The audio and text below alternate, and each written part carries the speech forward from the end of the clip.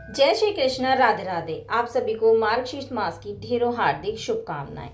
आज हम सुनेंगे मार्गशीर्ष मास की अध्याय 6 की कथा, जिसमें भगवान श्री कृष्ण बताते हैं कि सच्ची भक्ति क्या है और कैसे प्रेम का एक छोटा सा भाव भी भगवान को प्रसन्न कर देता है।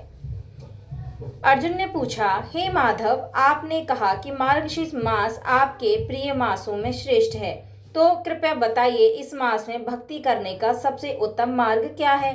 भगवान श्री कृष्ण बोले, हे पार्थ, जो भक्त इस मास में प्रातः स्नान कर शुद्ध वस्त्र पहनकर मेरे नाम का स्मरण करता है, वह मुझसे कभी दूर नहीं रहता। मार्गशीर्ष मास केवल व्रत या दान का समय नहीं, बल्कि यह आत्मा को शुद्ध करने का अवसर है। इस मास में जो तुलसी दल से मेरा पूजन करता है, दीपक जलाकर भक्ति भाव से आरती करता है, वह मेरे धाम की प्राप्ति करता है। आगे सुनेंगे ब्राह्मण सुधन्वा की कथा। द्वारका में एक ब्राह्मण रहता था। उसका नाम था सुधन्वा। वह अत्यंत गरीब था, लेकिन उसका हृदय भगवान श्री कृष्ण की भक्ति से भरा था। भोजन कभी मिले कभी ना मिले, पर भगवान नाम लेना वह कभी नहीं छोड़ता था।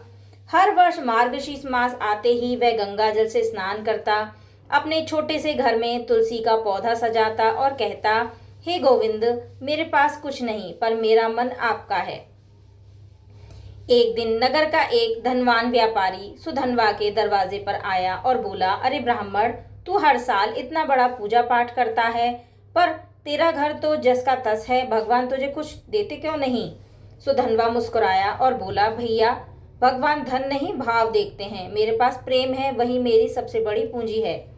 व्यापारी हंसते हुए बोला, अगर तेरे भगवान सच्चे हैं तो वे तुझे भोजन भेज दें, और वहां से चला गया। उस रात सुधन्वा ने तुलसी दल से भगवान का पूजन किया, दीपक जलाया और अपने पास बची रोटी भगवान को अर्पित कर दी। वह भूखा सो गया, पर मन में संतोष था। रात गहराई तो द्वारका धाम में स्वयं भगवान श्री कृष्ण चिंतन में लीन हुए। वे बोले, मेरा भक्त सुधन्वा आज भूखा सोया है। उसने मुझे अर्पण किया, पर स्वयं कुछ नहीं खाया। मैं कैसे चैन से रह सकता हूँ। भगवान श्री कृष्ण एक ब्राह्मण के रूप में सुधन्वा के घर पहुंचे। दरवाजा खटखटाया। सुधन्वा ने दरवाजा खोला तो देखा एक तेजस्वी ब्राह्मण खड़ा है। सुधन्वा बोला, स्वागत है प्रभु, मेरे घर में कुछ नहीं, पर जो है प्रेम से भेंट करूंगा। भगवान ने कहा, मुझे भूख लगी है, कुछ भोजन दो। सुधन्वा ने कहा, थोड़ी सूखी रोटी है, वही लीजिए। भगवान ने प्रेम से वह रोटी खाई और बोले, सुधन्वा, तुम्हारा प्रेम मुझे स्वर्ग के पकवानों से भी प्रिय है। इतना कहकर वे अंतर्ध्यान हो गए।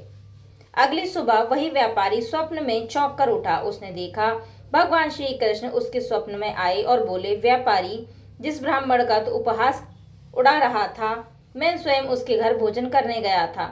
सुधन्वा ने मुझे प्रेम दिया और तूने अहंकार। यह सुन व्यापारी कांप उठा। वह दौड़ा दौड़ा सुधन्वा के पास आया और पैरों में गिरकर बोला, मुझे क्षमा कर दीजिए, मैंने अज्ञानवश आपका अपमान किया। सुधन्वा ने मुस्कुराकर कहा, भगवान की लीला अद्भुत है, उन्होंने मुझे नहीं, मेरे भाव को स्वीकारा है।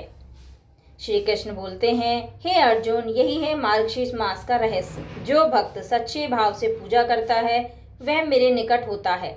इस मास में जो व्यक्ति दान करता है, व्रत करता है और मन वचन कर्म से शुद्ध करता है, वह मेरे धाम को प्राप्त करता है।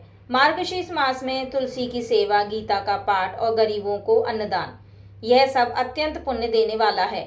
इस मास में किया गया प्रत्येक शुभ कर्म हजारों गुना फल देता है। भक्त सुधन्वा की यह कथा हमें सिखाती है कि भगवान को धन या वस्तु की नहीं, बल्कि सच्चे प्रेम की आवश्यकता होती है। जो मन से कृष्ण का नाम लेता है, उसके द्वार पर स्वयं माधव पधारते हैं। तो आइए इस मार्गशीर्ष मास में हम सब अपने जीवन में प्रेम, भक्ति और विनम्रता का दीपक जलाएं और कहें, जय श्री कृष्णा, जय मार्गशीर्ष माधव। यदि यह कथा आपको पसंद आई हो तो लाइक करें, शेयर करें और चैनल को सब्सक्राइब जरूर करें, ताकि अगला अध्याय 7 मार्गशीर्ष मास की कथा आपको सबसे पहले मिल सके। तो मैं मिलती हूँ आपको अगली वीडियो में अगली कथा के साथ। तब तक के लिए जय श्री राधे, जय श्री हरि विष्णु।